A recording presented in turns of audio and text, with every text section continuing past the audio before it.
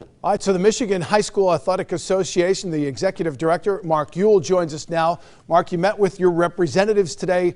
What all was discussed in this meeting? So we looked at, our board had met last week, Friday, and the plan was that practices would be starting today with our completion of all of our fall tournaments yet here during the month of December. So we really spent our time today as a board discussing Monday's extension of the pause through December the 20th. We did not put new dates to paper yet. We're going to meet again in a week. That should give us a better indication of what the world might look like as of December the 20th, as well as having ongoing conversations with the governor's office to try and figure out a way here to complete our fall tournaments in the next month. Mark, how do you plan for the unknown? We've been doing it since March, Jack. We had a number of contingencies that would have finished up our winter sports and obviously had a spring season last year. So it's really a process that began in earnest last April.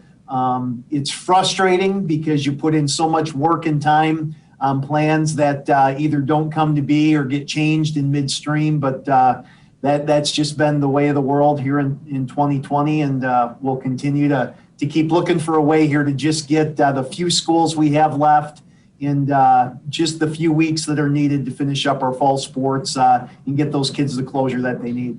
I know it'll be pretty simple to finish swimming and volleyball, but football, most of these games will be played outdoors.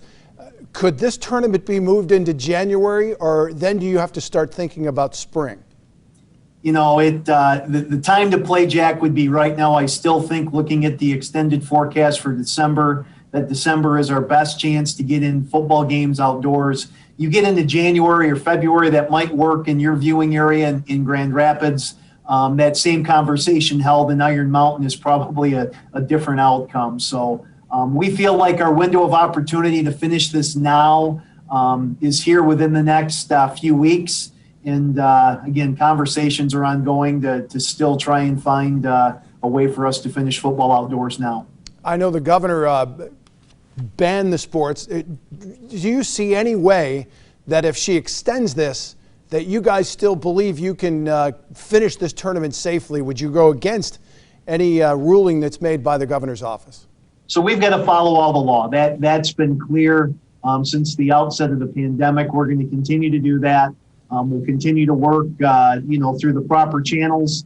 Again, we're in the rules-making business. That's what we do, and we're going to play within the rules, continuing to lobby and to continue to show the science and the data why we believe we can not only play right now, but we can play safely right now. But we're going to continue to play by the rules. Mark, I know we've had this discussion a little bit in the past, but you've got a son who's playing for a football team who's still in this tournament. How difficult is it when you've got to tell him we still can't play yet?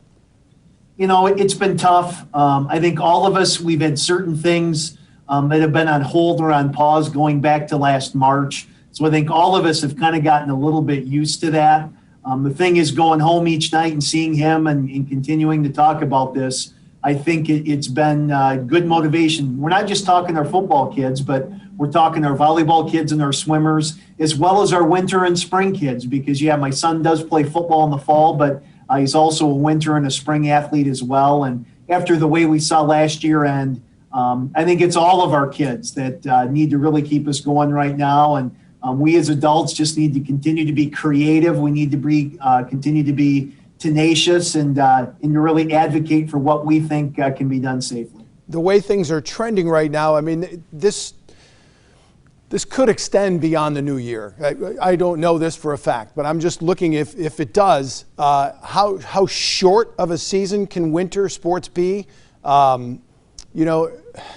What plans do you have contingencies ready now for winter sports for when they can start once you get a go-ahead? Is that like, boom, they can get moving quickly, or do they need 3 weeks, a month to prepare?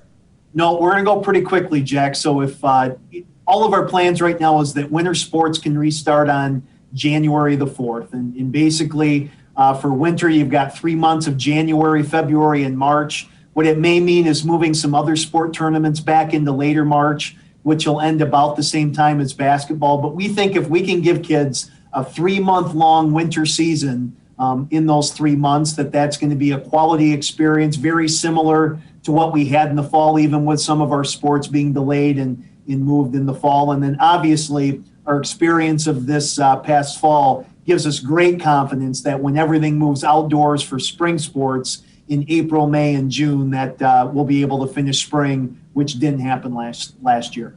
All right, Mark. Good luck with all the planning. I do not want your job right now. I appreciate the work you do. Thanks, Jack. See you, Mark.